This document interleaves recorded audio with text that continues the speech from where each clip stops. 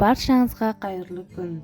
Бүгін мерекелік дастарханға арналған ерекше дәмді аспарагус салатын дайындайтын боламын.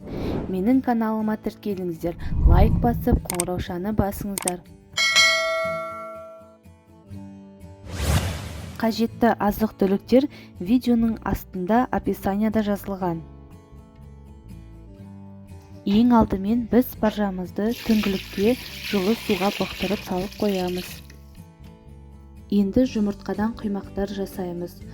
4 жұмыртқаға қасықтың ұшымен тұз қосып көпіргенше араластырамыз.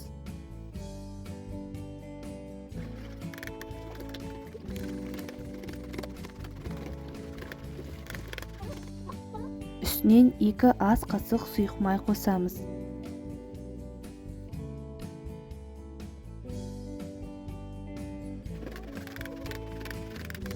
Бір ас қасық ұн қосып, жақсылап араластырамыз.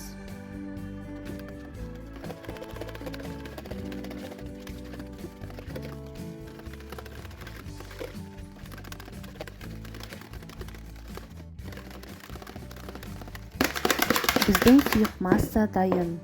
Енді қыздырылған табада құймақтарымызды пісіреміз. Менде барлығы 5 құймақ шықты.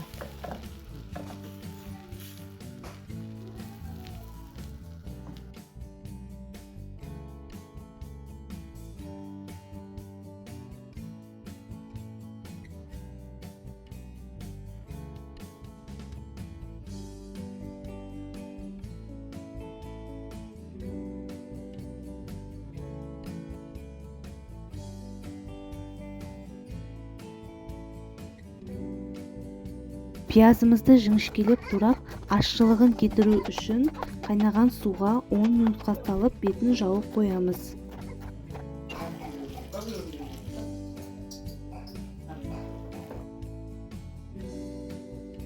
Тауықтың төс етін видеода көрсетілгендей қиғашынан ұзынынан тураймыз.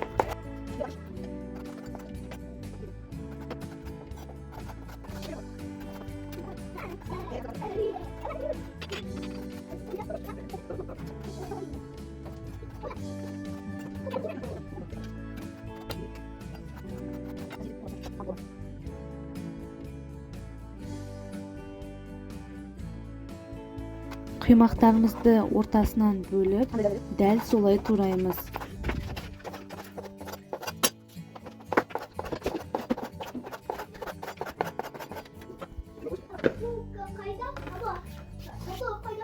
Таңертеңгілік спаржаларымыздың суын төгіп, 1-2 рет салқын суға шайып, жақсылап тұрып суынан сығып аламыз.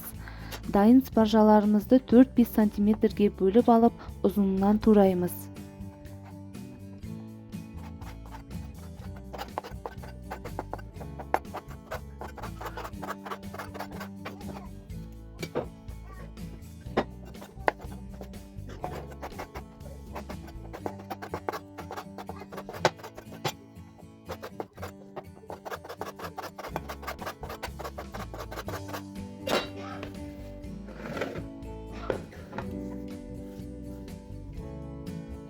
Саңырауқұлақтарды теңдей 2-ге бөлеміз.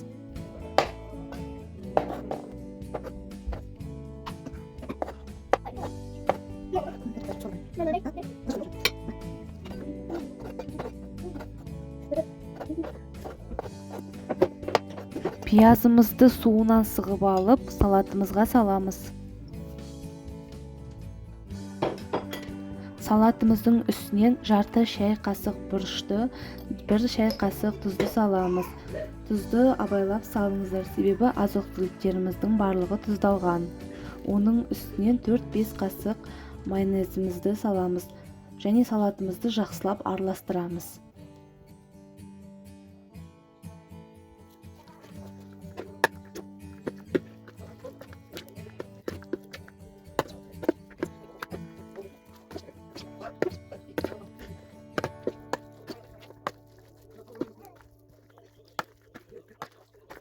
Біздің салатымыз дайын.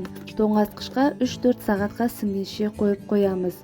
Қонақтарымызға ұсынамыз. Астарыңыз дәмді болсын. Егер менің видеом ұнаса, комментарий жазып лайк басыңыздар.